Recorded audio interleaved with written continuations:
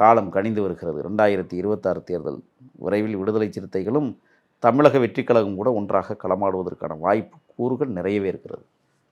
எழுதி வச்சுக்கோங்க. அதிமுக பாஜகவோடு ஒரு நாளும் தேர்தல் பாதையை தேர்ந்தெடுக்க முடியாது.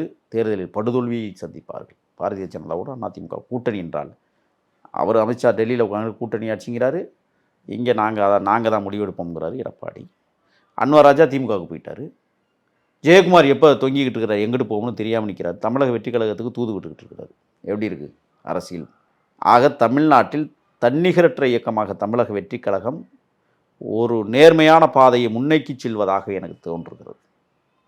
உறுதியோடு போராடுவதற்கு அவர்கள் களமாடுவதற்கு தகுதி படைத்தவர்களாக மாறிக்கொண்டிருக்கிறார்கள். அதற்கு எடுத்துக்காட்டு அஜித்குமார் உள்ளிட்ட 24 லாக்அப் மரணங்களுக்கு எதிராக 21 பாதிக்கப்பட்ட குடும்பங்களை மேடையில் ஏற்றி அழகு பார்த்த இயக்கம் தமிழக வெற்றி கழகம். வேறு எந்த கட்சியாவது செஞ்சிச்சா?